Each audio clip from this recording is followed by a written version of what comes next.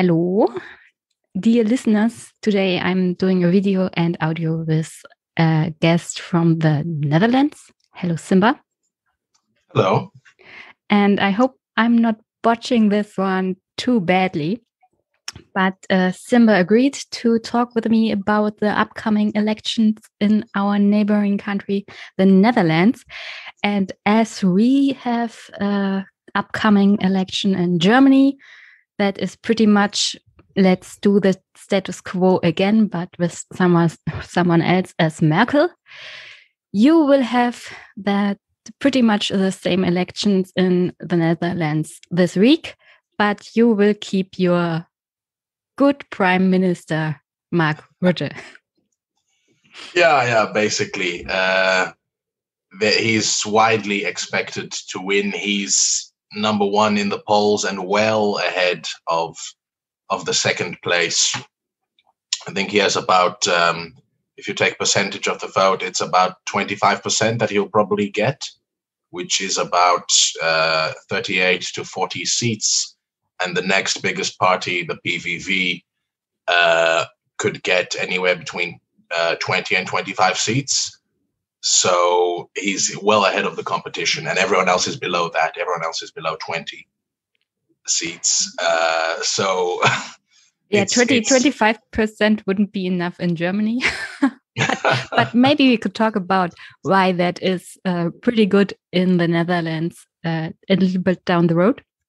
But before we really get into all this political stuff, tell my listeners who you are. Well, my name is Simba. I run a YouTube channel called My Take. I have about almost 5,000 subscribers. And basically, I talk about politics around the world, basically doing political analysis and political commentary on issues around the world. I did a video on the Netherlands a couple of weeks ago, and I'll probably do one again this weekend. But I've also talked about the United States, about the situation with Navalny in Russia, about the coup in Myanmar, about Emmanuel Macron, about a bunch of things, basically. And who knows, maybe I'll also talk about Germany when the elections come. Oh, my God. You poor thing. Please don't. A little bit of warning. We just had a tiny bit of scandal. I don't know if you have gotten any information about it. The Conservative Party, the CDU and CSU, they pretty much imploded because of a corruption scandal concerning masks, and our representatives in the parliament, which were mostly part of the Conservative Party, they made money out of giving masks to the government. And it's pretty big right now. Wow. Look into that, and then you will lose every faith in people because the party is still at 30%. Yeah, that sounds a lot like the Netherlands. I mean, maybe we don't have exactly that kind of corruption scandal, but we have another scandal which brought down the government. Because, of course, for those who don't know, our current prime minister is technically not our prime minister. He's our caretaker prime minister, because he and his entire government resigned. Okay, yeah. Is he taking care of us? I guess, maybe. Yes, but yeah, no, he actually resigned several weeks ago. I watched your video. You made a video concerning this childcare benefits scandal. Turns out it's not a childcare benefits scandal. It's a political scandal of really big proportions. As I could read in Germany about it, they said it was more like that the basic principles of the rule of law were violated. Well, yeah, in many ways, yes, because basically how the scandal unfolded and what happened afterwards, that every institution meant to, of course, in democracy, we have checks and balances. Every institution that was meant to be a check basically failed in this scandal. whether it was the parliament or the courts or other protection agencies. So I guess I can explain basically what happened. Yes. What was this scandal? Yeah, it's called the child benefit scandal because basically, in the Netherlands, we have obviously a welfare state like in Germany. So there's many different kinds of benefits, including a child benefit, which is basically that if you have a certain income, that the government will subsidize daycare for your children, right? So this is for daycare payments for parents. And basically, it's the tax authority which both takes money from people in taxes, and they also give money in the form of the different welfare payments. So they run the whole system basically. And so basically, what happened is that the tax authority falsely accused 26,000 people and counting of basically benefit fraud, and forced them to pay back the money plus fines plus interest, put them on fraud blacklists, which caused many of them to lose their jobs, get into massive amounts of debt. I think one person even committed suicide. So basically, those people's lives were totally financially ruined because they were forced to pay back thousands or tens of thousands of euros all in one go, and defraud and made to be fraudsters, and therefore totally losing all their professional and social connections and being financially destroyed. And all these people were innocent. What is a fraud blacklist and how does it work? Is it something like public shaming? Because I do not know this in Germany. So basically what it is that if you commit fraud, like for instance, defrauding benefits, that you can be put on a list, and then that list, it has implications for your ability to get further benefits. I think also for borrowing money possibly, and for other things. So it's more like a computer system basically. Is this public or is that? No, I don't think it's public as such, but it's used in the government systems. So that's also another thing, is that many of the people didn't realize that they were on fraud blacklists at the time. You do not need to be informed if your government puts you on a blacklist. Apparently not. Okay, you have no right to go against this in a court. Well, so this is why they say it was a total failure, because basically the tax authority kind of already assumed these people were guilty and made it very difficult for them to go to court. And on top of that, when other organizations started investigating the tax authority refused to cooperate. So, for instance, there's an agency called the Data Protection Agency, and they wanted to investigate what the tax authority was doing with its data. And basically, the tax authority kind of subverted their investigation. They sabotaged the investigation, because that's another aspect of it. It is true that indeed 26,000 people were falsely accused of benefits. But on top of that, when determining sort of which kind of people to investigate, the tax authority uses a number of risk categories, right? So a number of factors that determines whether they look more carefully at you, whether they scrutinize you. And one of the factors that they used was having a dual nationality, right? Mm. So basically what that means is that people who have a Dutch nationality, but also maybe Moroccan or American or Turkish or whatever, that they were scrutinized extra, basically. And of course, there are no, like, let's say, native white Dutch people who have a dual nationality. So it's a way to only look at people who are minorities, basically. So what it has an aspect of ethnic profiling. Yeah, it's discrimination, yeah. Because basically out of the 26,000 people, 11,000 were ethnic minorities. So that's almost 40% of the total, which is obviously much larger than the population of ethnic minorities in the whole country. And yeah, so basically part of how this basically unfolded is that I think back in, I believe, 2012, there was something called the Bulgarian fraud. And basically what happened is that there were some Bulgarians who had come to the Netherlands and they defrauded the childcare system. So they applied for childcare benefits and other kinds of benefits in the Netherlands. and then they moved back to Bulgaria and kept cashing in. And that's illegal. And of course sorry? That's illegal. Yeah, that's very illegal. Because in Germany, you can also have children in Germany and get childcare while living abroad. Well, no, in the Netherlands, that's not allowed, especially like in this case, because these are people who it was basically a scheme. So basically, Bulgarian gangs would recruit people in Bulgaria to come to the Netherlands, register at an address, be there for like a few weeks, get the benefit, and then go back. So most of the money would go to the gangs, and then these people who were being paid to do this, they would also get a share. And so I've attached a video which you can show. Dit sangeet is kara. Wat blijkt? De meeste mensen in Ivanski hebben een Nederlandse bankrekening waar de Nederlandse Belastingdienst huur en andere toeslagen op stort. We willen weten wat er precies aan de hand is en vragen onze correspondent in Ivanski te gaan uitzoeken hoe die mensen aan een Nederlandse bankrekening komen. So it's in Dutch. You have to. No. So I just wanted to show the images. You don't need to understand it. But so basically, what you saw in that video is an investigative journalists who went to Bulgaria, and they found that there were in villages people with Dutch bank cards and Dutch tax documents, and they were basically bragging to their friends about how they were defrauding the Dutch government, waving around Dutch money.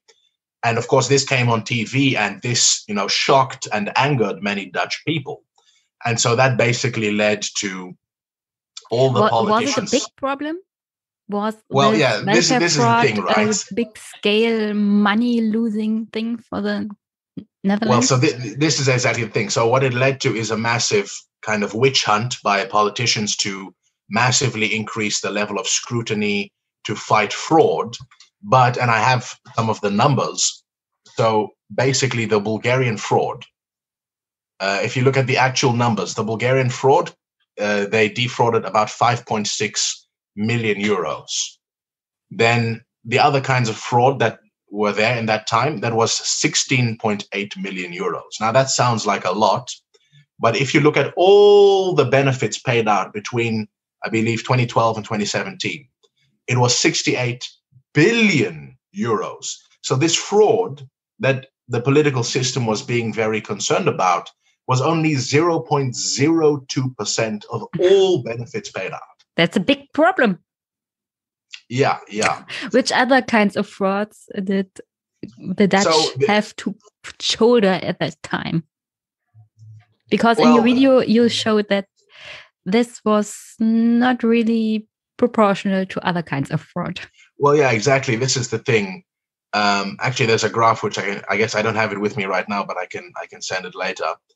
But basically, what that graph shows is that if you look at the money that's taken from benefit fraud, it's much smaller than the money that's taken from tax fraud, tax evasion, which is mostly done by rich people. Well, benefit fraud, of course, done by poor I know people. that problem in Germany too.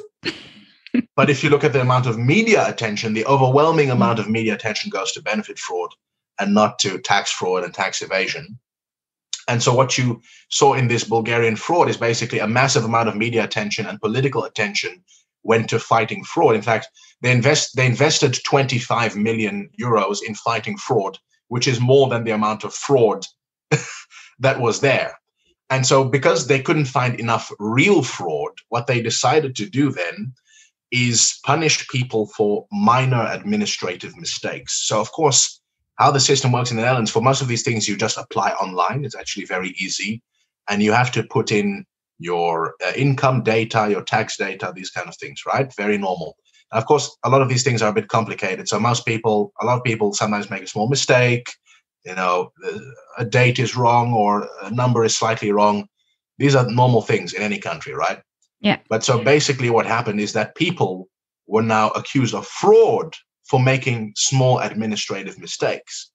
So they were suddenly told, after 2 years of receiving benefits, well, actually, you've been defrauding the government, and so you have to pay back 2 years worth of benefits plus fines plus interest. And of course, if you get that, that totally destroys you. And so the thing is that most of these people didn't know that they were making these mistakes, and so they had really nowhere to turn to.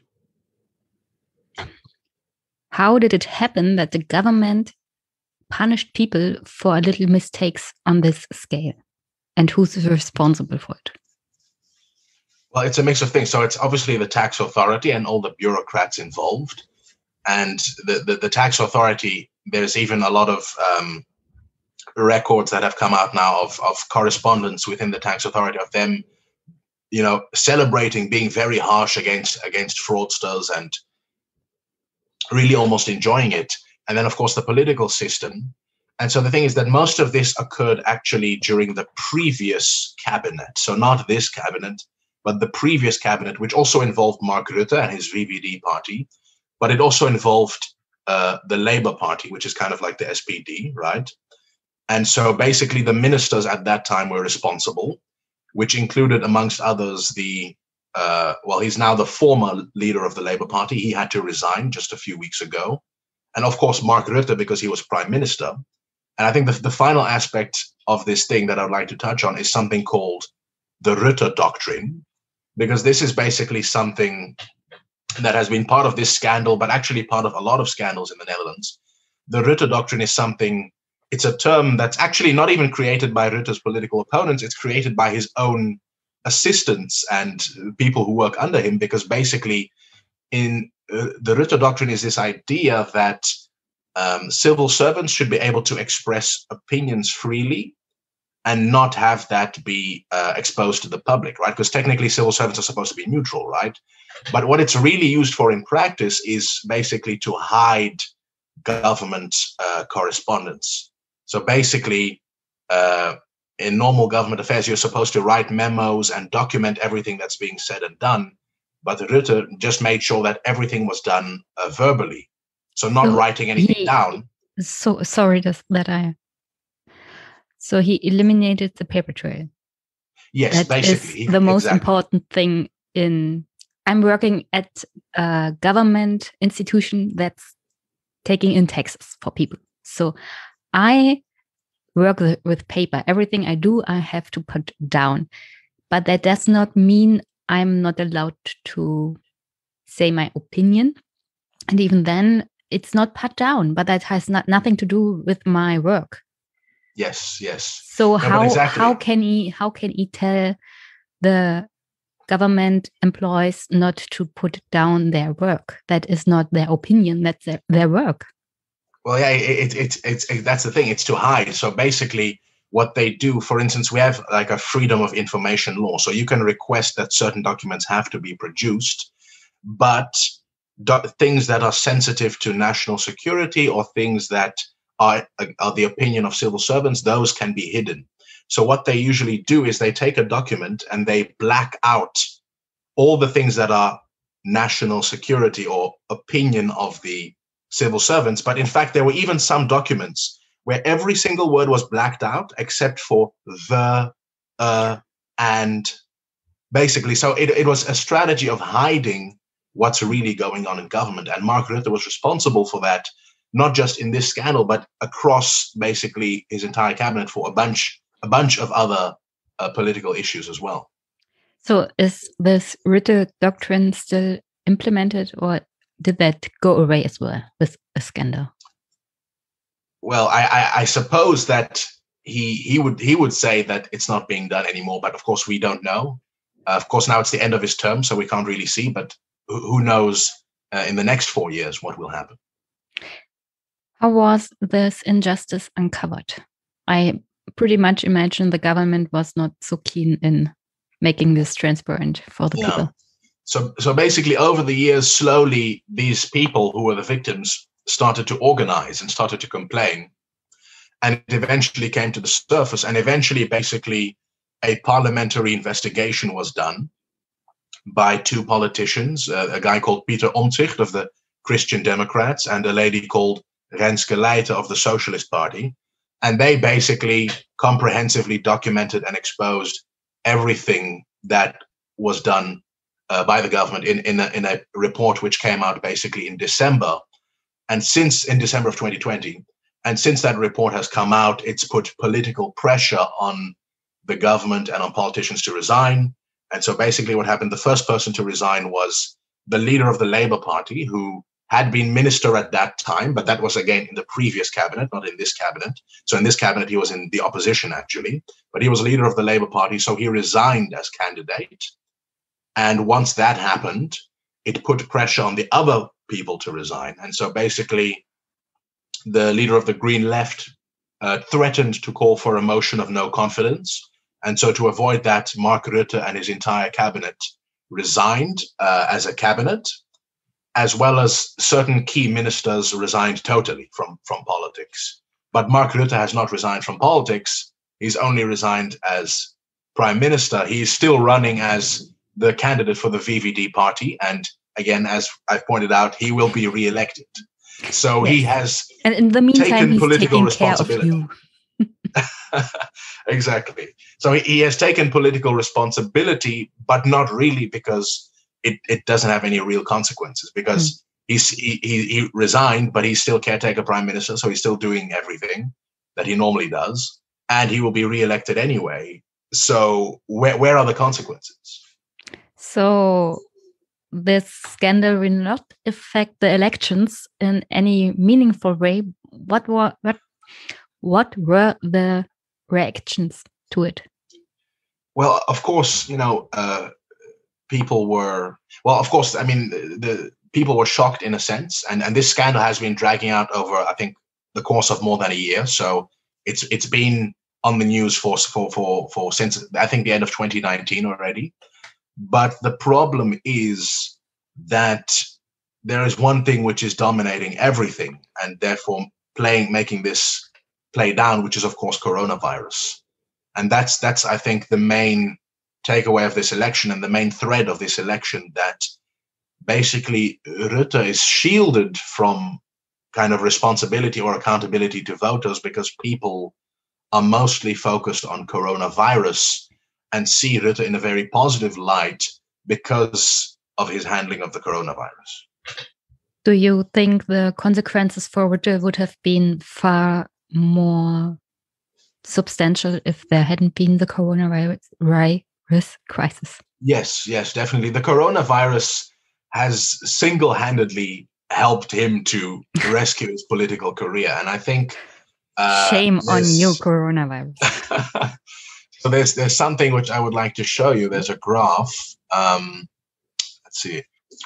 And so you see that graph, right? Yes. And the listeners do not see it, but the watchers will see it. All right. So if you can just, maybe for clarity, click on 2 years. You see in the top left corner, you see 1 year. Click on 2 years. Oh, what happened here? Where? Somewhere between the end, somewhere before April 2020, something happened there. Because the blue party, VVD, is a party of Rutte. Yeah. And it has skyrocketed. Yes, exactly. So here you can kind of see clearly in the polls that in February 2020, Rutte's VVD party was polling at 14%. It was still the largest party, but not by much. And if there was no coronavirus, this is kind of what the election would have looked like. It would have been maybe a narrow victory for VVD, maybe not. But what you see is that starting in March 2020, Rutte's political party surges in the polls. It surges all the way to 26, 25%. And that's kind of where it is to this day. And so his political career has been single-handedly rescued by the coronavirus, because basically in this election, people are looking, they want a strong leader, they want a crisis manager, they want someone who looks competent. And Rutte looks competent, he speaks calmly, he listens to the scientists, he goes on TV, does a press conference every week. He's not saying crazy things like Bolsonaro or Trump.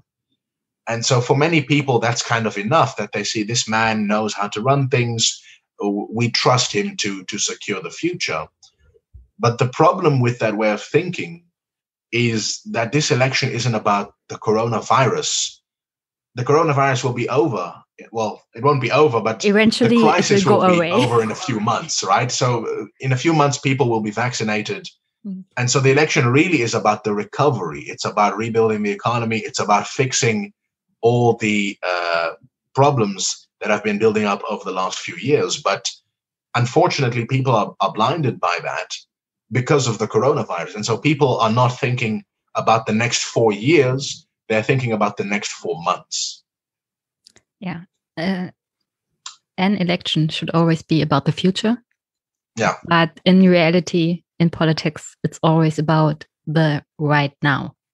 Exactly. So in Germany, we have another problem because the government more and more looks really, really incompetent with everything concerning Corona. If it is help programs for the economy or social programs for people or the vaccination program or the testings, everything is going downhill. And the scandal we spoke about comes on top right now. So really the Union Party, the CDU, the Christian Democrats, they really looked really, really good because they had Angela Merkel and everything looked good until November last year. And from there, it goes downhill. Yeah. So we have a little bit of a problem in believing our government is competent to do anything at all. No. But it's mind-boggling because it's not really affecting the polls in any. That's the issue. In any really meaningful way. But maybe we can talk about Germany at another time, because I would like to know, before we go into the parties and their leading candidates, how does the Netherlands politics work? Yeah, all right. So basically, the Dutch political system, in some ways, it's similar to the German system, otherwise not. So obviously, we have a proportional system, right? So whatever percentage of the vote your party gets, that's the percentage of seats you get. The key difference is that we don't have a 5% threshold like in Germany. So that means that because we have 150 seats in parliament, to get one seat, you just need 0.75% of the vote. And what that, sorry, yes? And how does it work? Because I would like to know, if you wanted to run for parliament, how would you do it? Because there must be some barrier, so you do not end up with 100,000 of parties or candidates. Well, so this is basically how it works. So it works with party lists. So, right, every party presents a list of people, and you can vote for anyone on that list. Now, of course, like in most countries, most people don't know all the people. They just know the party leader, right? So most people tick the person on the top of the list. And then based on how many percentages, so let's say a party gets 10%, that's 15 seats. So the first 15 people on the list, that's how they get into parliament. However, in order... What that also does is it creates a lot of party discipline, right? Because all those 15 people are depending on the leader to get into parliament. So there's another way, and that way is with preferential votes. So if you are, for instance, very popular in your region, right? And a lot of people in your region tick your name on the list, even if you're close to the bottom of the list, if you get enough preferential votes, which I think it's about 18,000 votes, depending on the turnout, you can basically jump the list and still get into parliament. And so that has actually happened with some people. One politician, Peter Omtzigt of the Christian Democrats, I believe originally he was actually too low on the list. So normally he would not have gotten in, but because he was popular in his region, he got a lot of preferential votes and he basically jumped the list and still got in. And what that has enabled him to do is be much more critical of his own party, because even if they want to take him from the list, he's not depending on the party. Exactly. But so what that also means is that, so basically what it means is that we have a lot of political parties. So currently in parliament, we have 13 political parties, 13 political parties. How does your country work? I can, Yeah, and so, you know, Germany had basically a meltdown when the AfD joined the party in the party in that way. People had a meltdown because another party was in the parliament, and every party that joins on top is looked at as a threat to the functioning of government and politics and democracy because of our historic experience with the Weimar Republic. Yeah. Well, that's not really how it works in the Netherlands, because in the Netherlands, we've always had a lot of political parties. We do have more now than in the past, because in the past, you used to have, although there were more political parties, you would kind of have the Social Democrats on the left, the Liberals, so the VVD on the right, and the Christian Democrats in the center. And they would kind of switch between governing.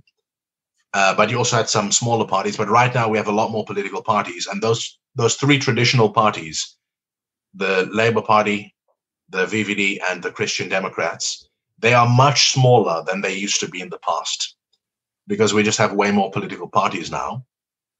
And the number of political parties keeps increasing every year. When will every Dutch citizen have its own party? Well, maybe one day. Yeah. No, because basically what happens is that because you only need 0.75% to get at least one seat, it means that we have a lot of splits in parties.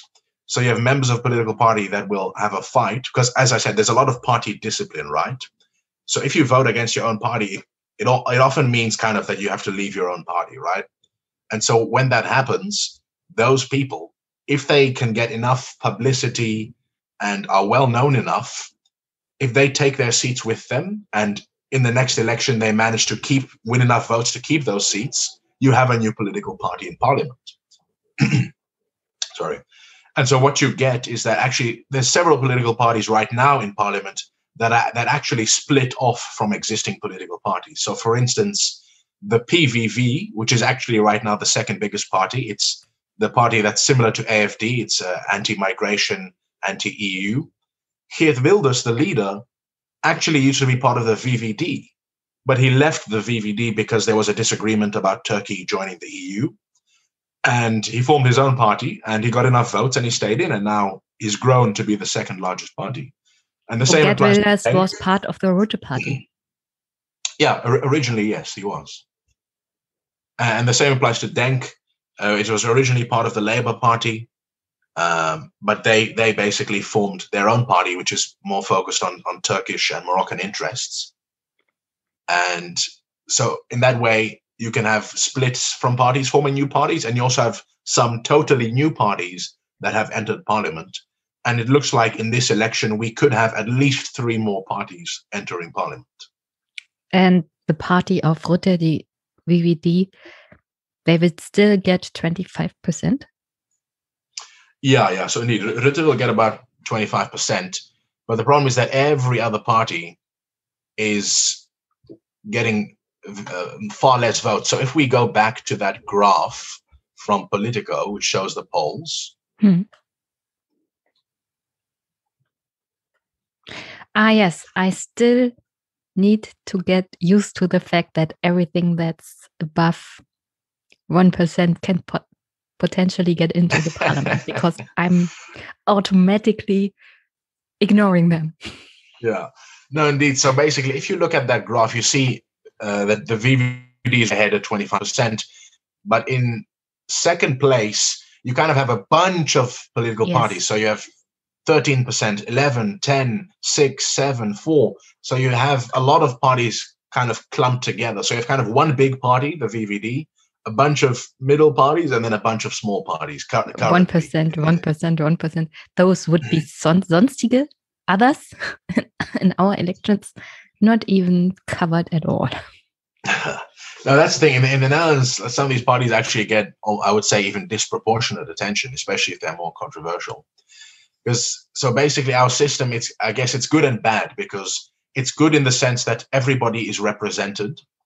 and people have a wide range of political parties to choose from. So, for instance, we have a party called 50 Plus, which, as the name suggests, it's for old people. It's basically a pension interests party. It's a one-issue party. We have the Party for the Animals, for animal rights and environmentalism. And we have another party, the SGP, which is a party for like ultra-conservative Christians. And so these are parties that would not exist or would not be in parliament if we had a 5% threshold like you have in Germany. But it also means that those people would not be represented as well, because they would have to join another party that they disagree with, that they agree with a lot less. The disadvantage of it is that it makes things more difficult to govern, because you need more political parties to form a governing coalition. So currently we have 4 political parties in the governing coalition. So that's, as I said, the VVD of Mark Rutte, which is a liberal party. They support free markets and individualism and privatization. I guess maybe they're comparable to the FDP. Yes, he had welcoming words on the party conference of the FDP, the Liberal Party. So I was a little bit surprised, because I thought he would go to the CDU. Oh, no, there he is. But there he is with the with the liberals. Yeah, no, indeed, he's a liberal. And then the other governing parties is the CDA, so the Christian Democratic Appeal. They are indeed like the CDU. They're a Christian Democratic Party. Then the other party is D66, which is a social liberal party. So basically, I would say they're the party that's most in favor of the European Union. They want more immigration. They want to fight climate change. They're very socially liberal when it comes to euthanasia, abortion, legalizing drugs. But I say economically, they're in the center. And then the final party in the coalition is the Christian Union. So obviously the Christian Democrats, they don't really talk much about God, right? They're more Christian values. I looked at the parties, and I have 2 questions. What is a moderate Calvinist and what is an Orthodox Calvinist? And what sort of importance does that have in your political system? I wouldn't say these are terms that are used daily, but basically the Christian Democrats, like, they're kind of like Merkel, right? So they're not like, it's not like in America where politicians are waving the Bible, you know? They're kind of just based on Christian values. They even have some Hindu and Muslim members, like they're a Christian Democratic Party. They're not explicitly Christian. Like, the kind of people who vote for them are people who, you know, go to church for Christmas, right? But then the Christian Union, even for the CDU, that's broadly array. But then the Christian Union is much more explicitly Christian, although the difference is that they're much more left-wing.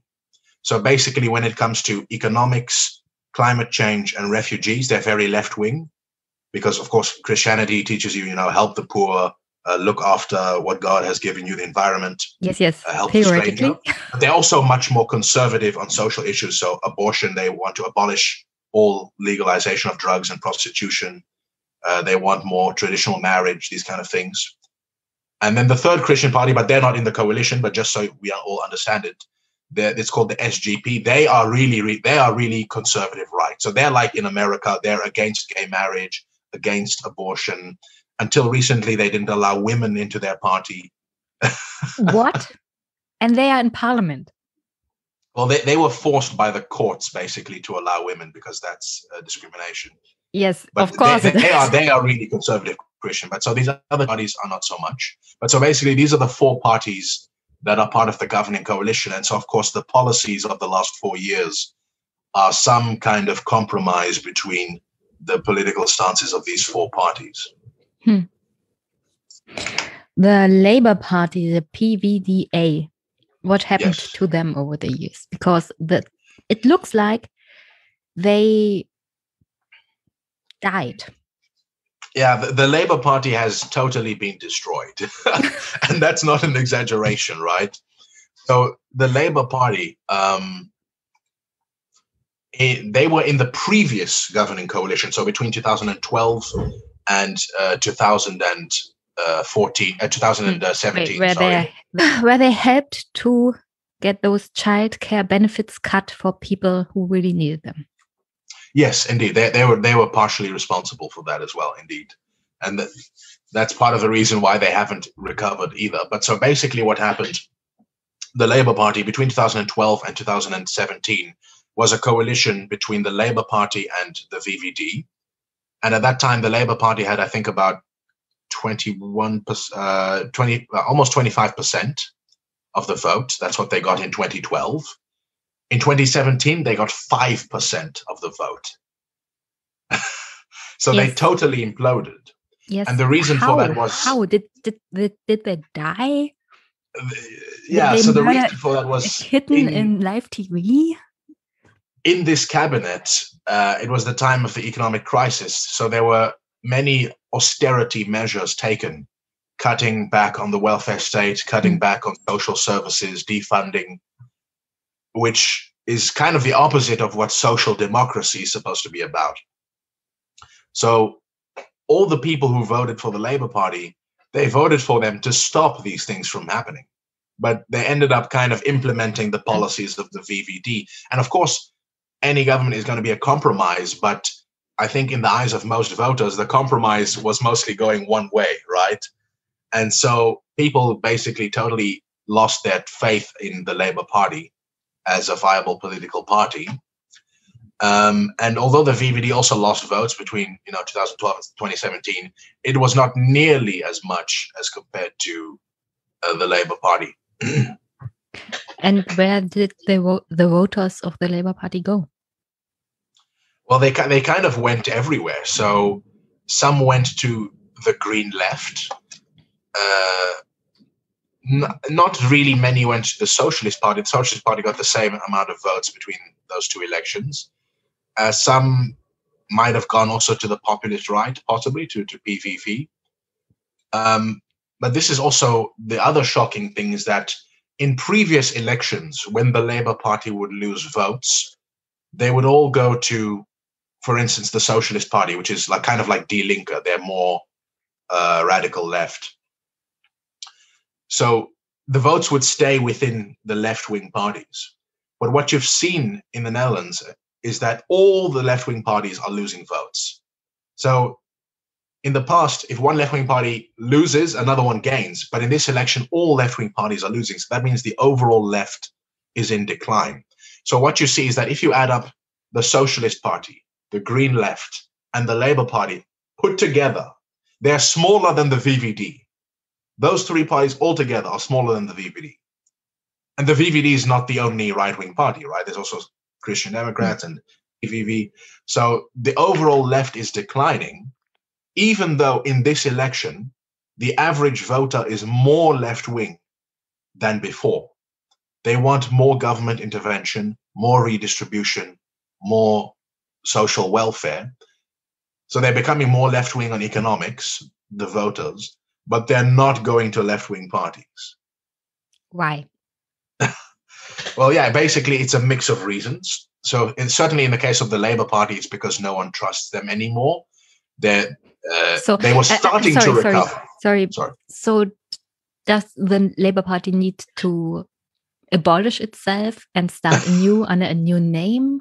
Because in Germany, the SPD, the Social Democrats, they have a new candidate, Olaf Scholz, who's pretty much the face of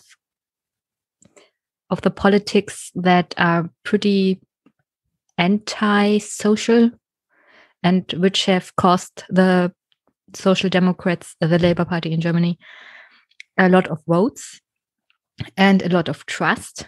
And they still pick that candidate and hope if they have a makeover. So they pretty up. Yeah. No, so the problem with the Dutch Labour Party is that although they were slowly starting to recover some of their votes around 2019, because of the coronavirus, obviously everyone went to Rutte again, and because the Labour leader was implicated in the child benefit scandal and he had to resign, that caused them to lose anything that they were gaining. So in this election, they will get their second worst result in history. The last election was their worst. This will be their second worst. And their new leader is, I guess she's definitely talking more left-wing if you look at the economic policies. But I guess, she's only been there for a month. People don't really know her, and she's not necessarily that charismatic. And so, most people are not that convinced. As for the overall left-wing losing, I would say part of the reason for that is that although most Dutch people are becoming more economically left-wing, they are not becoming culturally left-wing. They're actually becoming culturally more right-wing. So people are becoming more skeptical about immigration and critical about integration and all these things, whereas the left is very much profiling itself as very socially progressive and wanting to take in more immigrants and refugees and these kind of things.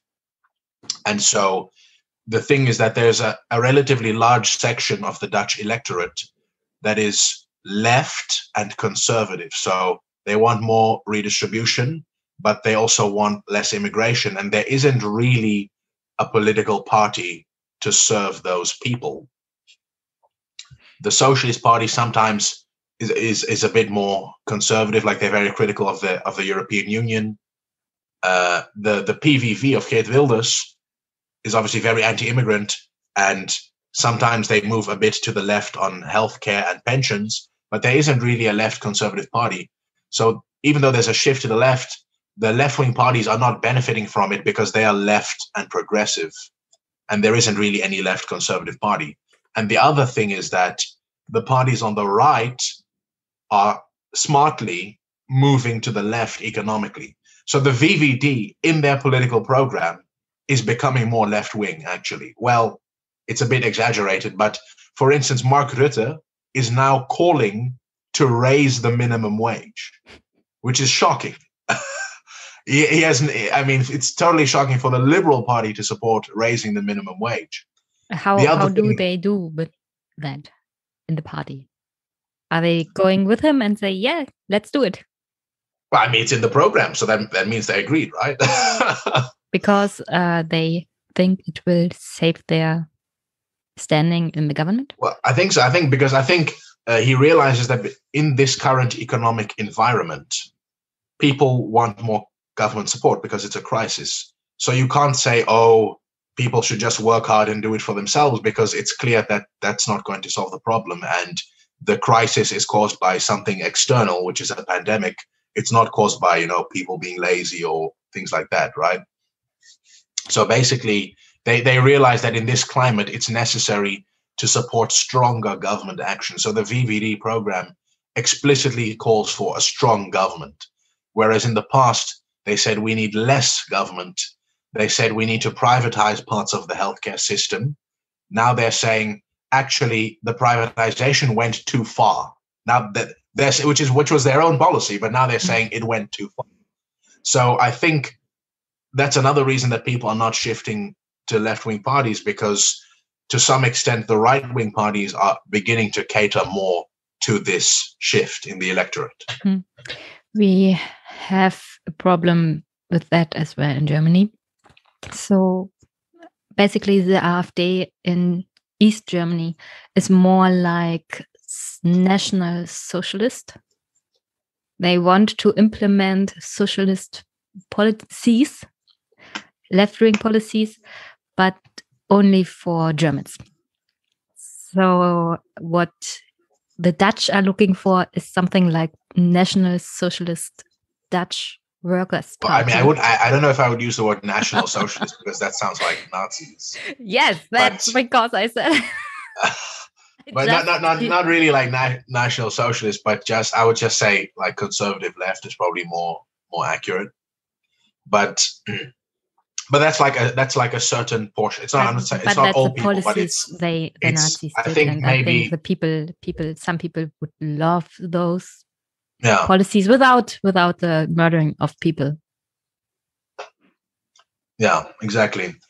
So that's basically one thing is that basically across the board, you're seeing people are kind of rejecting what was in the past very dominant, this idea of neoliberalism, of basically that the free market can always do it better, that we should begin to privatize some sections of the welfare state, like the healthcare system. All of those ideas are beginning to be thrown out the door, even by the parties that supported them in the past.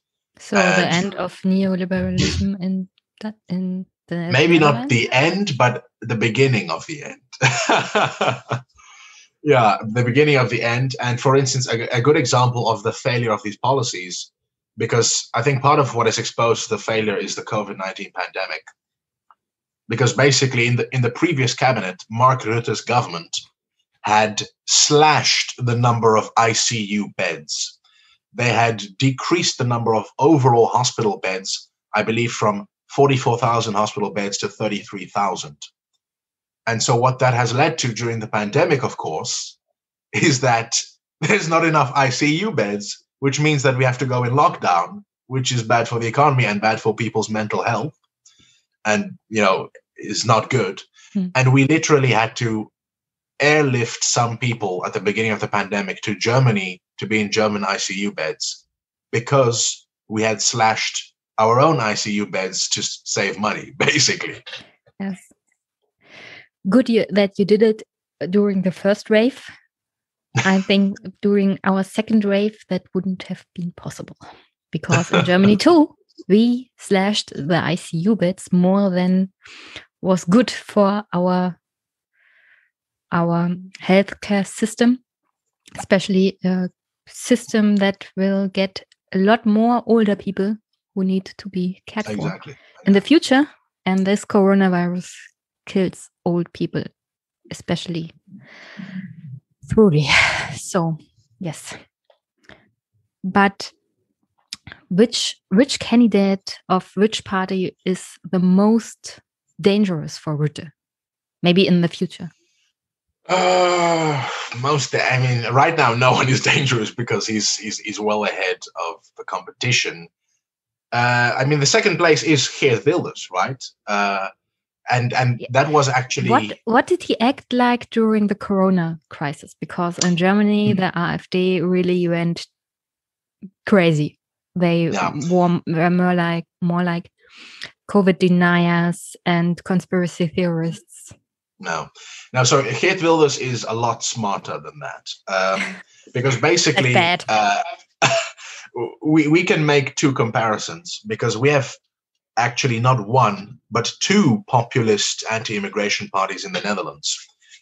So I have to give a bit of quick background to this. So obviously we have Wilders, who is the original, who has been in he's been in parliament for much longer, but as part of the PVV, he's been in parliament since 2006, I believe. And he has been a major force in politics.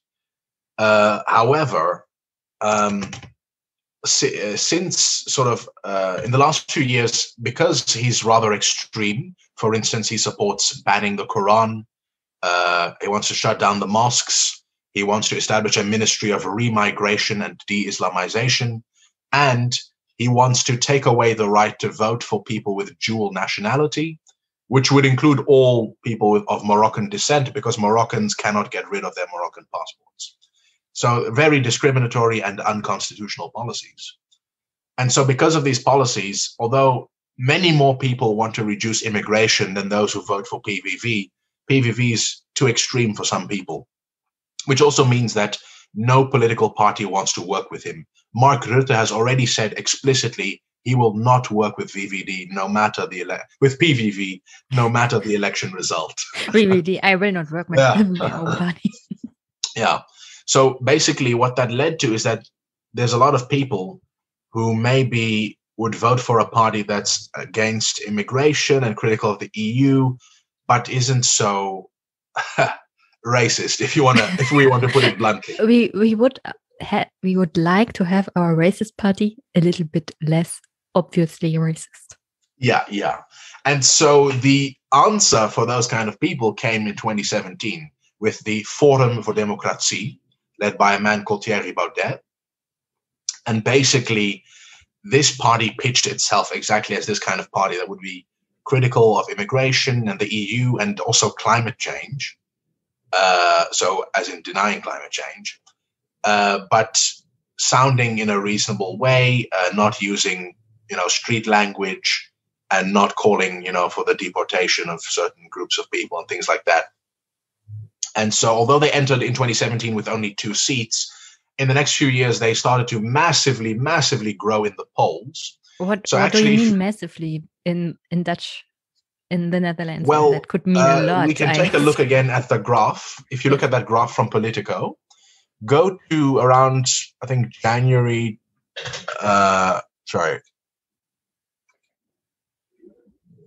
If you go to, what is this? April 2019. You see that for a short moment of time, the VVD is not the biggest party. Do you see that? Yes. FVD. And you see there's a party called FVD, which is the biggest. Yes, and that's a party that split from Geert Wilders. Well, no, they didn't split from Geert Wilders. They were a totally new party. Oh. And that's the Forum for Democracy. And so basically around 2019, they became really big. Wow. And they're really popular. Of course, again, in the polls, they still had only 2 seats in the actual parliament. So was there my tongue is killing me today. Was there something that happened? Yeah, so basically what happened is that they pitched themselves as a better alternative to PVV. And so a lot of voters left PVV. And also some voters from the VVD who were too scared to vote for PVV, they said, okay, this is a party we can vote for. Yes. At the same time, that was the time that a new climate change law had been implemented, which so the thing with climate change in the Netherlands is that most people in the Netherlands believe in climate change and they want to fight climate change, but they don't want to pay for it. And for instance, many people want to build windmills, but not in their own backyard. Yes, so you see, I know Germany. Yeah. So wherever windmills pop everywhere. up, people are complaining. Yes. And so in 2019 was what we call the provincial elections. So in the provincial elections, you vote not only for the provincial government, but those provincial governments choose the Senate, which is the upper chamber of parliament, right? And so basically in those provincial elections, the FVD was the biggest party in the country. And they were really popular. And if they had continued on that streak, Thierry Baudet could have been actually even the prime minister right now. Well, not right now, but in next week. Except he kind of shot himself in the foot because basically after that election and that huge victory, they started with massive infighting in the party.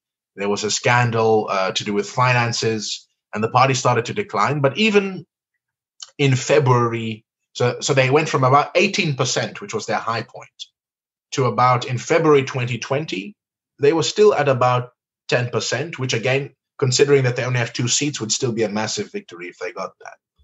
But basically, once coronavirus started, they embraced coronavirus conspiracy theories. Yes. So, for instance, Thierry Baudet, he insists that there is no excess deaths because of coronavirus. So he is a coronavirus denier, not climate change denier? He doesn't deny that there's coronavirus. He just says it's not deadly enough and there's no excess deaths, so open everything up. That's basically his position. It went downhill from there for the party. So it started to go downhill. And then I think it was in November of 2020, it was exposed that in the youth division of the party, there were internal WhatsApp groups where they were basically saying racist, anti-Semitic, and conspiratorial things. So, for instance, there was a guy who said, I will choose any party that can make the Netherlands 95% white. They were saying things about Jews, all these kind of crazy things. And basically it led to everyone important in the party leaving and the party imploding. So the nice, not so racist party is racist. Yes. And so while FVD was imploding, and this is actually the genius of Geert Wilders, because part of the reason all this happened is because FVD is in a sense a democratic party because it has a lot of members and all of this. The PVV doesn't have those problems. The PVV has only one member, Geert Wilders. He's the only member of the party. Everyone else is not a member. But there are still other people who are in the parliament for the PVV. Well, yeah, they're on the list, of course, but they're not they're not members of any kind of organization. That means he has total control over the parties, but because he's the only one who's doing this. How is that allowed? Because in Germany, you do have to have at least 7 party members to be a party at all. No, because I think in the Netherlands you need a certain amount of signatures, right? So as long as you can get the signatures of people who are interested. We have something like this too, so that citizen can run for office. He can run for the parliament as well, but he cannot have a party of his own. No. So the thing with Wilders is, well, actually, technically, I think it is 2 members, himself and then something, I think it's called the Geert Wilders Foundation, so an organization. Basically, but what it means is that he has total control of the party, which also means he can keep out all the crazy people, which Baudet couldn't do. There are lots of crazy people in his party, which destroyed his party. Geert Wilders, everyone has to toe his line. And so Geert Wilders has been much smarter. He has not embraced coronavirus conspiracy, but he has been very critical of the government's coronavirus in ways which I would actually, even though I disagree with his party, I would say most of his criticisms have been valid. So, for instance, he's pointed out, as I said earlier, that the government massively cut the number of ICU beds, which has made the crisis worse. That's true. It doesn't matter if Geert Wilders is saying it. And the other aspect where he's criticized a lot is the curfew, the coronavirus curfew, which was implemented, I believe, in February. And so that basically created a lot of controversy. So I have prepared a video because basically the day... What I saw about the curfew were the riots. The bad... So there were massive riots and hooligans. Yeah. So if you can just show that video.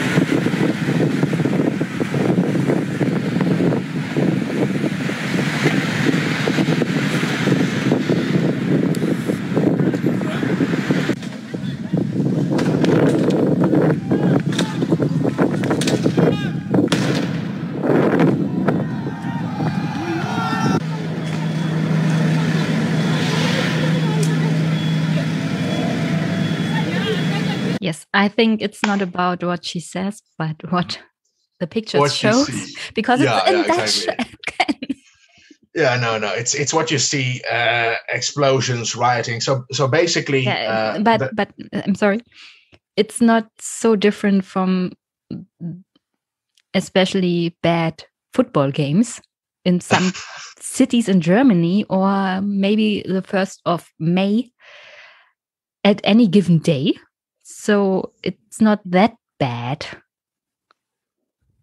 Well, yeah. So basically what happened is that around February, the government announced that because of the British variant of the coronavirus, which is obviously much more contagious, that there was no extra measures which they could take except for one measure, which we had not implemented until that point, which was a national curfew. It would be the first national curfew since the Second World War, when Germany was occupying the Netherlands. Why didn't they implement a curfew? Because I got a curfew pretty soon on my city level, because here everyone can say the citizens do not get out because it's dangerous. Yeah, no. So in the Netherlands, a curfew is not. The Netherlands are a freedom-loving people. the government telling people when they can and cannot leave their houses is not really something that's accepted, and it's seen again as something very authoritarian. Again, the last people to implement a curfew were the Nazis, so it's not really something that's very popular.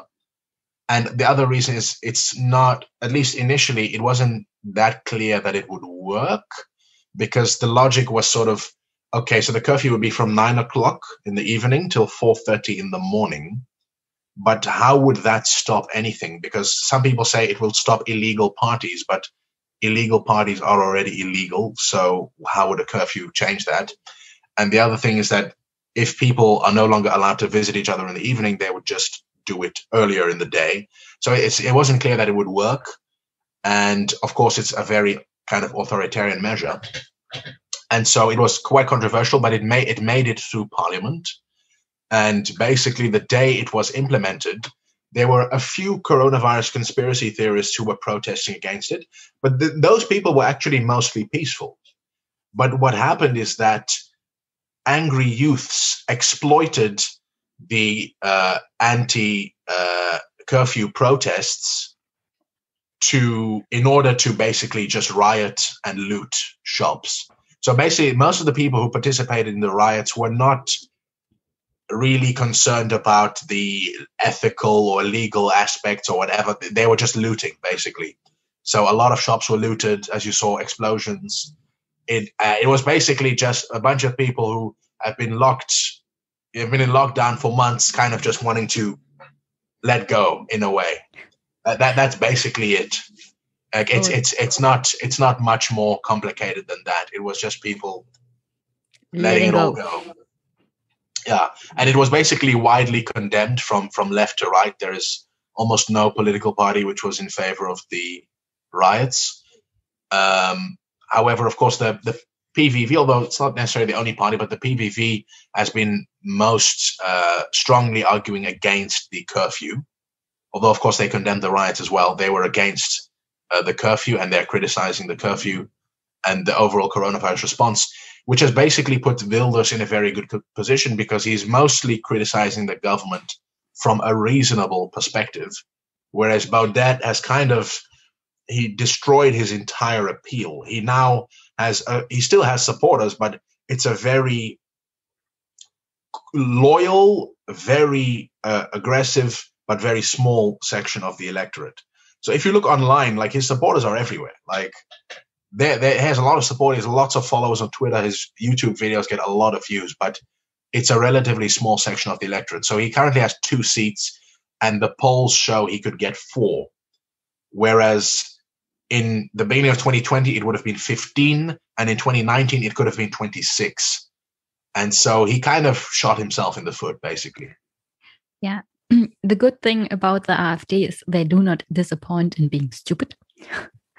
Because if they had acted like Wilders is acting in the Netherlands, they would have wiped the floor with every other party, I'm pretty sure.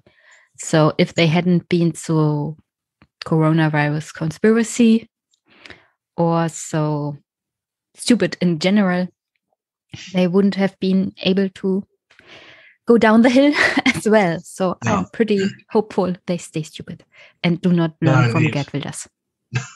No, Geert Wilders has been handling himself very well. So depending on the polls, he currently is sitting on 20 seats, which I think is about, 12, 13% of the vote.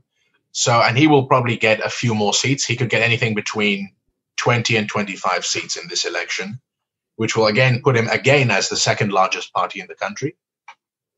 But again, it sort of depends how you want to look at it, right? He's the second largest party, but with, 13, 14%. So it depends how you want to look at it. You can see it as the second largest party, or as 85% of Dutch people being against it, And as you have so many parties in the parliament, that's not the biggest problem. Yeah, exactly. This is kind of the thing about the coalition system, is that there are no parties who want to work with him anymore. Well, except for, of course, Forum for Democracy. But all the other mainstream parties have refused to work with him because his party has been is too extreme. It is just too extreme, and his policies would go against the constitution. Like the only way they could be implemented is if his party would win a 2/3 majority, which is impossible. Even 51% is impossible, but a 2/3 majority is totally impossible. So, as we learn from German history, it's not always repeating itself. So you can have a country without a threshold where the second largest party does not take over government. Well, yeah, no, because that's the other thing. The more interesting thing actually about the election is not the results, because we kind of already know the results almost. I mean, I don't want to shoot myself in the foot or something, but it's kind of clear what's going to happen, right? But the more interesting thing is which coalition will be formed after the election. Before we come to the coalition, just shortly, what are the problems of the Netherlands in the next 4 or more years? Because as you told at the beginning of our conversation, people are voting for Rutte right now because of coronavirus, and they trust or believe in him to be a good leader. But that does not concern the problems your country and the society have. So tell me, what's the mood of the people and what are the real problems? No. So there are several problems. Obviously, relating to the child benefits scandal, it's fixing the benefits system and the system of accountability. So, I think I didn't mention, by the way, for the viewers, the people have now been given compensation. So after much scrutiny and pressure, finally the victims they will get 30,000 euros in compensation each, plus more for those who need even more than that. Some people have lost their homes and lives have been destroyed. People got divorced. Someone killed himself. I think 30,000 is not really enough. But yeah, at least it's something. But to prevent this from happening again, there are different proposals. So some want to, because basically there are all sorts of benefits for different things. There's like rental allowance for helping with rent. There's one for helping to pay for health insurance. There's the child one. There's all sorts of different ones. So some people, for instance, want to simplify it by just having one payment that depends on your income, kind of like they call it a negative tax. So it's like, you have a progressive tax system, right? So the more you earn, the more tax you pay. So this would kind of take it also in the opposite direction, that the less you earn, you actually get money back from the government. And then that would replace this complicated system of benefits, that you just have one thing, which would simplify the bureaucracy. So those are some of the proposals. So fixing that whole system and improving government accountability, that's one thing. The other things are mostly the economic things and climate change things. So the Netherlands is facing a massive housing crisis. People cannot find homes, especially people of lower income, especially students like me. It's really impossible to find a home. There's not enough homes being built. So basically finding a way to fix the housing crisis, that's one of the biggest issues. One of the other crises is climate change, of course. In 2019, they implemented the climate change law, which included 600 proposals to fight climate change and to get us in line with the Paris Agreement. But of course, no, it's not enough. And so basically, a lot of parties are profiling themselves as fighting climate change and finding ways to do that. And of course, it's also a tough issue because, as I said before, everyone wants to fight climate change. No one wants to pay for it. So finding a way to, for instance, with windmills, many people hate windmills, but they found that in cases where they allowed the local community to benefit from windmills, so basically they get paid to have the windmill, then suddenly they like it. So again, I'm not surprised, but we have the same problems in Germany. It's the same problems. Everyone wants to fix the climate change problems, but no one wants to build windmills or solar systems, anything. Because it's even getting so far that whole communities are really worked up about it because someone is giving his land to those firms that are building the windmills, and they get money, but the rest of the people do not get money. So it's pretty angry for someone. Now, so climate change is also kind of controversial because basically some policies will directly hurt certain groups of people. So this was actually a big issue in 2019. We had actually the farmers' protests. So the farmers came with thousands of tractors in Den Haag protesting. And the reason for that was something called the stikstofcrisis. So with nitrogen, basically, I think there was too much nitrogen in the air. I'm not sure exactly which gas. And that is related to both the agricultural industry and the construction industry. And because a court ruled that the government was not doing enough, they had to temporarily suspend all construction, and they had to find ways to reduce the output of industrial agriculture, especially cattle production, because that produces a lot of gases, which of course made the farmers angry. And there was a whole issue because basically there's certain political parties like the Christian Democrats who are supported by a lot of farmers. There's other parties like the Green Left and D66 who want to fight climate change and reduce the number of cattle in the Netherlands. But of course, that's bad for the farmers, so there's political conflict. And so those conflicts don't worry, will you continue. can always export the cattle to Germany. I know of some pig farms that those farms are Dutch owned. So you can do that with cattle too. Well, I mean, that wouldn't help climate change, right? That would just No, not really. But it is true. That's what some countries are doing. I think, was it Sweden or something, like shut down a lot of the coal plants or other things. Yeah, but and they came to my country as well. In Brandenburg, we had Swedish firms getting coal out of our country, and that's not helping climate change at all. Yeah, exactly. But you said the government had to stop constructions. Did that worsen the housing crisis? Yeah, that's the problem, is that there is a direct conflict between building houses and industrial agriculture. Like the two cannot go at the same time. So if we have to build more houses, it means we have to decrease agriculture, which is bad for farmers, but it's bad for, e.g., people like me, that there's not enough housing. And so there's a direct political conflict. It's also, you see differences between urban and rural areas. Parties like the Green Left and D66 are supported by people in urban areas, in cities, by young people, by students. Parties like the Christian Democrats are supported in the rural areas. And so basically you have people in cities saying, hey, we want more houses, and people in the rural area saying, hey, we want our farms. So it's a classic conflict Something between has rural to give. and urban. Exactly. Because basically I think what they ended up doing is that they had a compromise. So basically that they would buy up some of the farms. So the government would pay the farmers to stop, basically. That's a good idea. Money always helps. Yeah. Anyway, so climate change is maybe one of the issues. the government can build houses on those farms. Partially. That'll be part of it, but it's especially with the whole gas output thing. And then I think the other thing is basically the economy, right? It's a massive crisis. So the government, I would say, in that sense, the response has been fairly good. So the government is paying for companies that have suffered for coronavirus.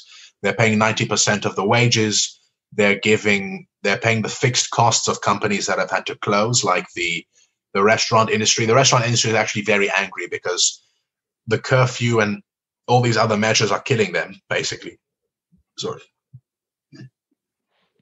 the curfew, the curfew and all these and the lockdown measures are killing the restaurant industry. And actually, a couple of days ago, there was an illegal, I want to say strike, but it's the opposite of a strike. They illegally opened up a lot of restaurants across the country. They strike by working. They reverse strike. Yeah, they strike by working, and as a form of protest. How did that play out, and how big was it? So basically, what they did is that because coronavirus doesn't spread that much outside, the restaurants are saying we should open up it's called terras, which is like the outside section of a restaurant. You know, you can sit outside. Yes, we have that too. And then exactly, with social distancing and hand washing and all of that. They're saying we can do it safely. So they basically illegally opened up the outside part of the restaurant and accepted people to come and drink coffee and everything. And basically, although the police eventually shut them down, they didn't give them the €4,000 fine, which they were supposed to give. Because, well, I mean, yeah, I wouldn't. They don't want to I wouldn't give want everyone to be like that €4,000 policeman fines. as well. Sorry? I wouldn't want to be the policeman who does that. Oh yeah. Now that's the thing. Many of the police, some of the police spokespeople have come out and saying that when the curfew was originally going to be implemented, they said we don't know about implementing this because it means we have to devote our resources to fighting this problem where we can't fight real crimes and things like that. So also some of the police are a bit frustrated by the measures. So basically, yeah, the economic recovery is going to be one of the main things. What do we do? What do we invest in? A lot of parties are talking because, for instance, under the Rutte administration, previously they abolished the system of free university education.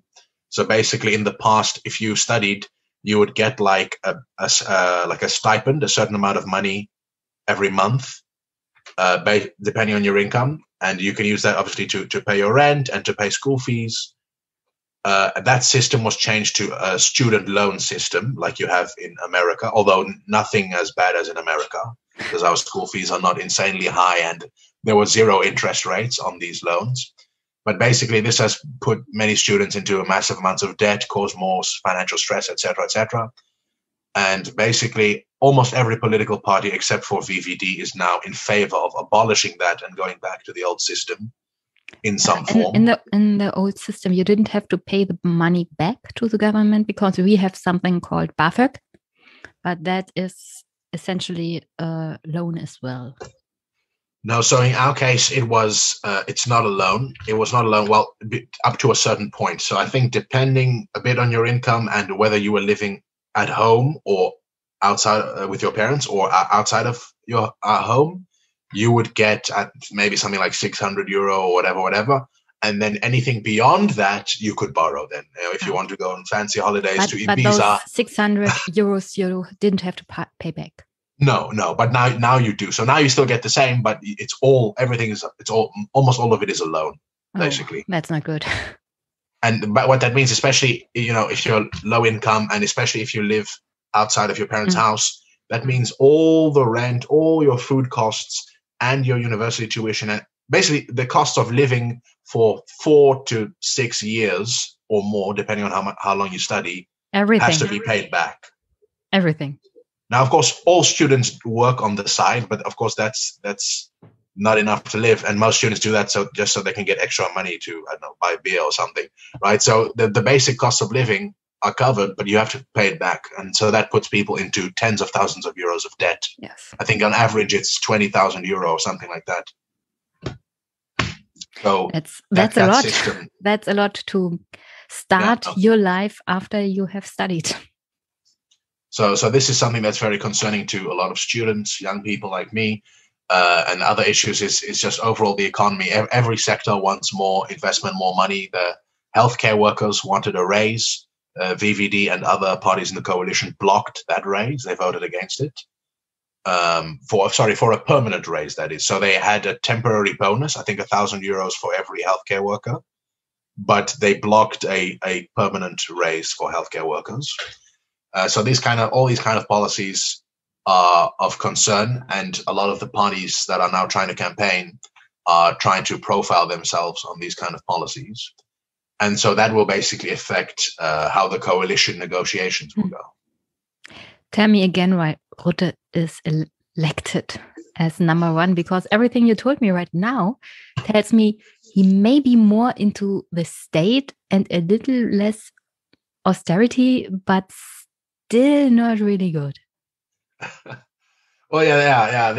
I guess this is the thing. Like they call him kind of like they used to call Donald Trump like Teflon Don. Like nothing can affect him. Teflon Merkel. So it's basically, Rutte is also kind of Teflon. That there's been actually several political scandals like in the last few years, and he's kind of just survived all of them. Like there's actually been quite a lot of ministers that have resigned, And they have been destroyed, but he has not been destroyed by it, basically. Like, they take the fall for him. And I guess the other aspect is that he's kind of likable. He goes to work on a bike, so I guess that makes him seem like he's part I of the just people. wanted to say, in Germany, everyone would fawn over him, even the Greens, because he's riding a bike. Yeah. But I mean, that's just very normal in the Netherlands, you know. Our politicians they're not that special, right? He doesn't even have security. He just lives in his apartment, you know. And then the other aspect is that he's kind of a political comedian, so he knows how to move with the political winds. And this is exactly what we're seeing now with the economy. He sees people want a government interventionist policy, so he's kind of moving in that direction. But not a lot. Not enough. Of course, he's still a right-wing party, right? So they can't do it totally. But the point is that he finds a way to secure as broad an electorate as possible. That's why his party is so big. Because by not being like too specific or too hard or too ideological, they're able to appeal to more people outside of their traditional base. Because I think the real traditional base, the real like liberal people are maybe 10%. But his party's at 25% because he's able to appeal to people who are not necessarily that strongly agreeing with him. But, you know, he's able to appeal to them also because, you know, he pitches his party as we're the entrepreneurs party. If you want to start a business, we're there for you. He also says they're the party of the car. So they were very much in favor of increasing the speed limit to 130, like you have in Germany, which they did. We do not have a speed limit. Oh, well, even better. So you know, in Germany, we want to have the speed limit everywhere, 130 kilometers per hour. That would be a great. The Greens are fighting for it since forever. So increasing the speed limit in the Netherlands, that's something we want to get to. Oh, wow. And that's actually the funny thing is that he actually had to go back on that promise because of this whole stikstofcrisis. They had to take several measures to stop it. So obviously they shut down the construction, but they also had to reduce the speed limit again because with more speed limit, there's more emissions. And so, basically. Yes. But so that's for people who feel like, for people who feel like they're against higher taxes, right? So for people who want to pay less taxes, who want to drive a fast car, want to start their own business, like it's kind of an appealing party in many ways. And then the same applies with immigration. Again, they're not like Wilders, but obviously they want a more restrictive immigration policy. And of course, many people want less immigration, so that's also another appealing aspect of it. So there's many ways. He is the VVD is something like the People's Party, Volkspartei would be the word. In Germany, we have basically two great Volksparteien, People's Parties, the CDU and the SPD. And the SPD is dying. But so the Netherlands only have the VVD. Well, I mean, that's literally what it's called. VVD means Volkspartij voor Vrijheid en Democratie. So it even says in their name that there are people. But in the Netherlands, Volkspartei does not necessarily mean a big Volkspartei. Well, they used to have three. It used to be VVD, Christian Democrat, CDA, and Labour Party, PvdA. Those used to be the Volkspartij, but both the CDA and the Labour Party have kind of collapsed in the last few years from their former glory. Because again, those parties used to win 40 seats, 45 seats. But now CDA is at 20 seats. Labour Party might win 12 seats in this election. Well, and what happens after the elections? You told me coalition building can be tricky. The last time it needed 225 days. That was the longest since World War II.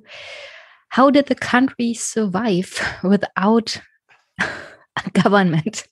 Well, this may seem very strange to Germans who are scared. I think when the coalition formation takes anything more than a few days, a few weeks. Yes, we went insane when it lasted more than 3 months. But in the Netherlands, it's people are a lot less scared.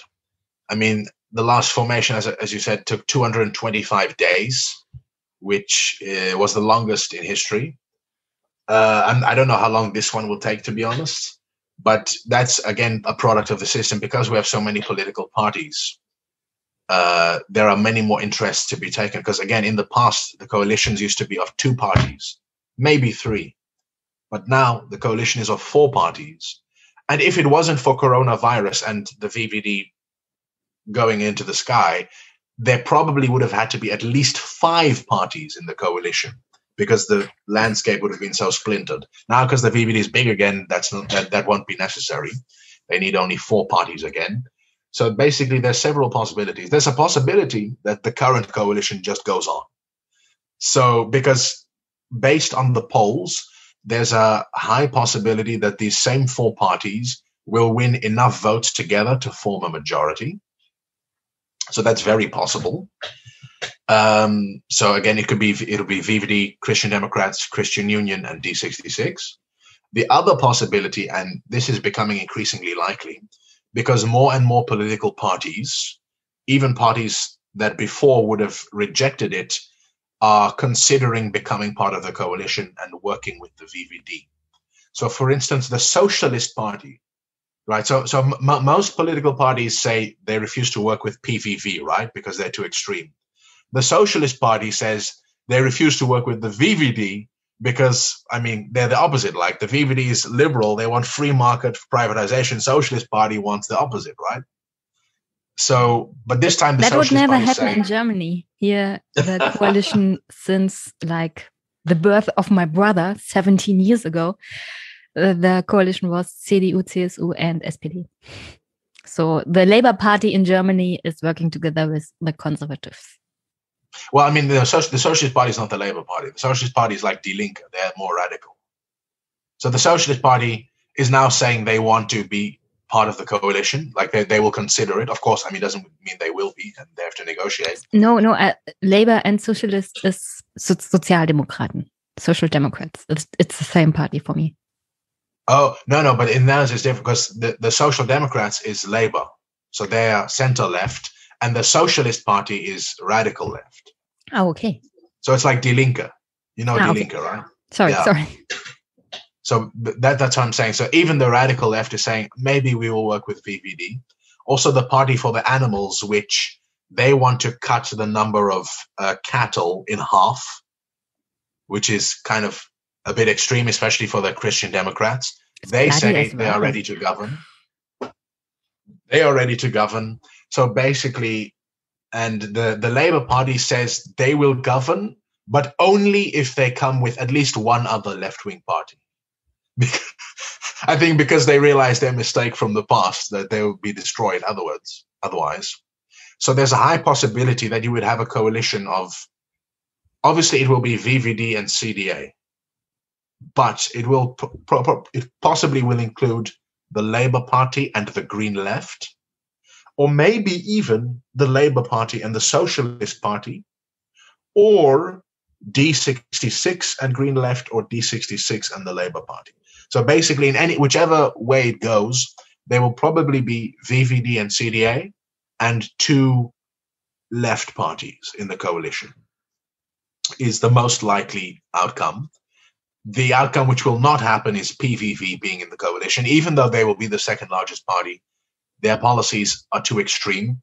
There was actually, I think 2 days ago, a one-on-one debate between Wilders and Rutte, and Rutte kept hammering the point, you want to take away the right to vote for people with dual nationality, you want to do de-Islamization, you want to do, and I will not work with you. He kept saying it. So it's not going to happen. It's not going to happen. Yeah, he would destroy his party if he did it. Yeah, and that's also the thing. The other main reason, which I actually forgot to mention, and this is also the reason that Rutte keeps hammering, is that they did work with the PVV in the past. So in 2010, what happened was that that was when Rutte first came to power. So in his first term, he formed, basically, this was a very strange construction. So a minority coalition with VVD and CDA, but with parliamentary support from PVV.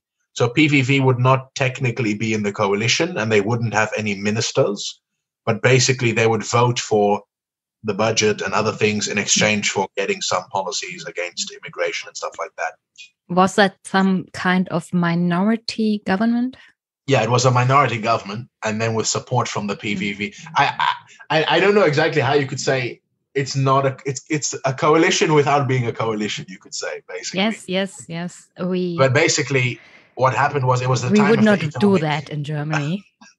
Well, it's not going well if we do it. They learned from their mistake, because basically what happened is that when they did that, the PVV started being extremely loud, which was very funny because the Christian Democrats would then have to and would have to go on TV and say, no, we don't agree with that part. We don't agree with that part of what he's saying. And he would say a lot of extreme things. And then at the same time, it was the time of the economic crisis. So they were voting for austerity measures. And basically what happened is that in the negotiations, there was a measure which would cut the pensions. And Wilders said, no, I will not vote for that. And that led the coalition to collapse in 2012. So the first coalition of Rutte was only for 2 years. That's why he's been in power for 10 years and 3 terms. So it was 2 years, 4 years, and 4 years. And since that time, because Wilders pulled the plug, the VVD and both the CDA since that time have refused to work with Wilders. So at that time, they were actually willing to do it. But since then, they said, we've learned from that time, we will never do it again. Yes. And Rutte actually said, I will accept you again if you apologize both for that time and also for his statement about Moroccans. He said there should be less Moroccans and we will arrange for that.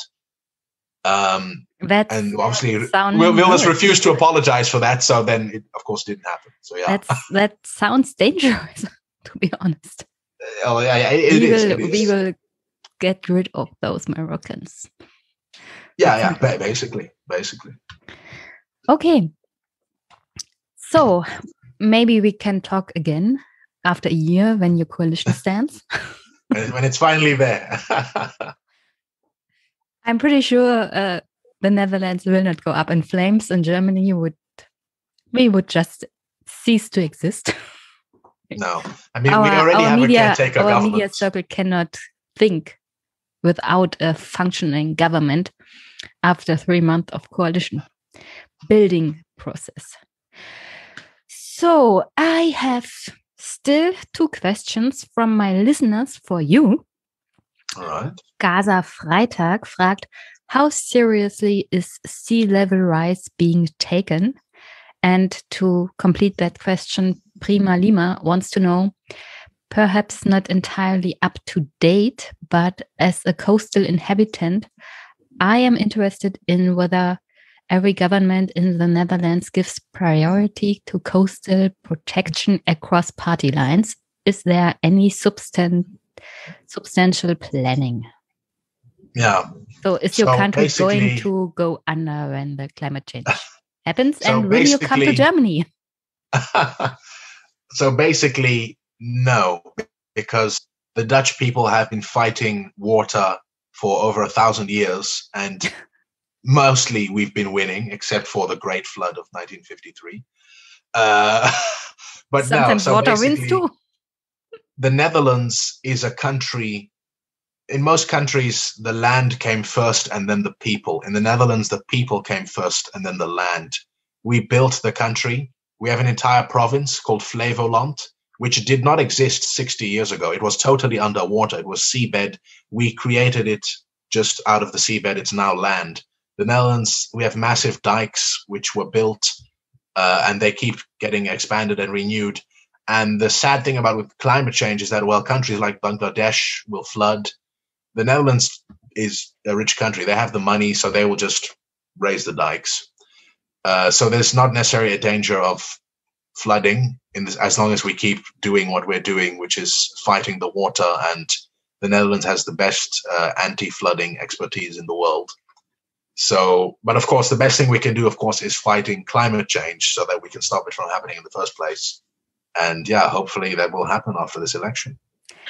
And here I got my hopes up that those really good Dutch football players will join Germany. No, Your no. country goes. Actually, I'm below sea level right now. As we speak, I'm below sea level. That would be disturbing for me.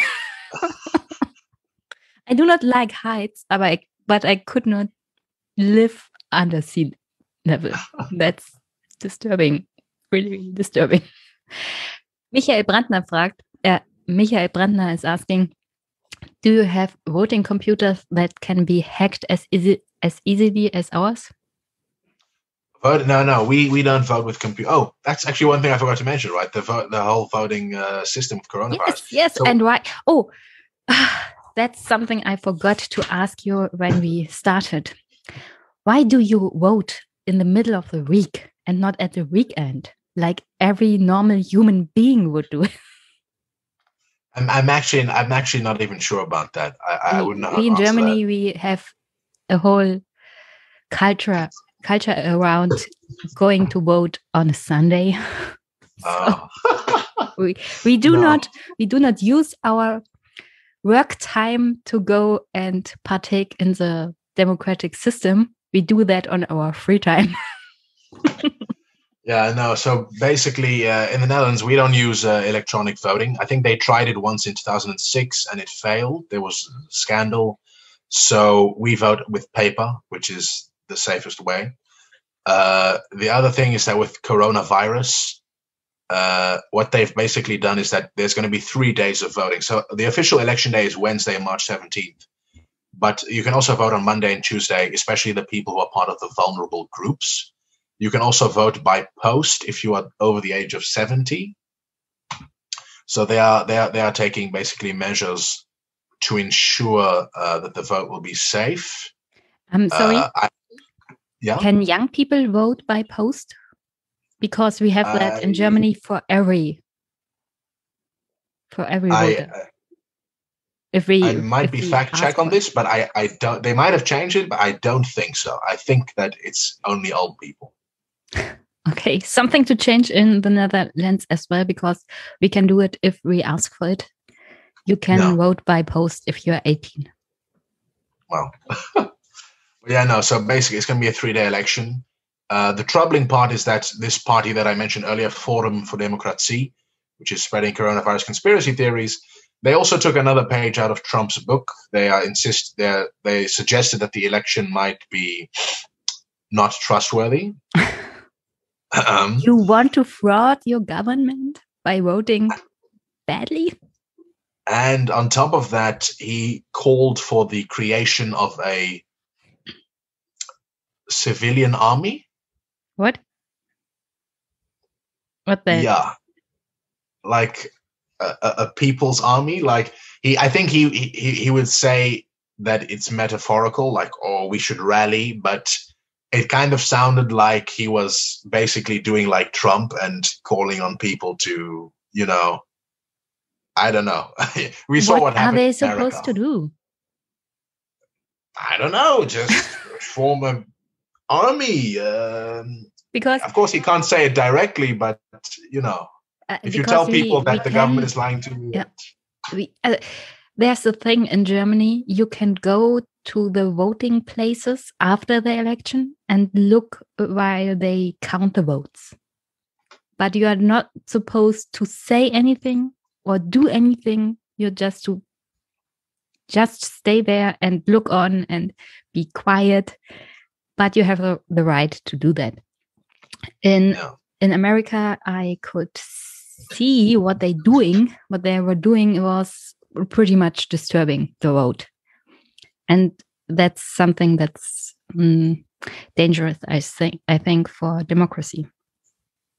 Yeah, I know. So this party has really, I think, really embraced, actually much more than Wilders, the more crazy parts of what Trump was doing about denying the vote, telling people to go to the Capitol, all of these kind of things.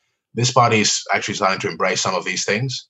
So, I mean, you never know. I mean, they don't have much support, but you never know what a couple of crazy people can do. Yeah. So that's basically the voting system, and I will be voting on Wednesday. So why are you disturbing your work week with voting in a democracy and not do it on a Sunday? Like every... I don't make the rules. I don't make the rules. So you do not know why that is on Thursdays? I have no clue, actually. Okay. I have no clue. Maybe But you know the next time, because I think in Germany it has something to do with the fact that we are working during the week. Yeah, it would probably be a better idea. But I think you can vote. You can vote until quite late. I think until like even 9 o'clock at night, No. or even later. And I think also because of the curfew, what they're doing is there will still be a curfew. But if you are voting, the curfew doesn't apply to you, basically. So you can have a party and tell everyone, "Oh no, I'm on the way to the vote." Well, I mean, you have to show proof. So you have the voting paper thing that you bring to the voting station. So you still can do a voting party on the way to the voting. I am sorry, but after a year, I need a party. I would not be trustworthy in that system. No, hopefully we will get it soon. Like they're considering allowing concerts where if you either have a vaccination or you do a rapid coronavirus test, that you can get inside and do whatever you want. So I hope they implement that as quickly as possible. Yeah, and I'm getting depressive just hearing that, because my government is not doing well in any of those two. And if I see any pictures of partying in the Netherlands, I'm going crazy. Okay, but I'm pretty sure I will see pictures of old people partying in rural France before I'm getting out of my curfew. So, what else? Yes. Lastly, do you have a message for my listeners? A message. I would say, I don't know, watch the Dutch elections closely, and in your own election, don't look at the last few months. Don't look at only coronavirus response.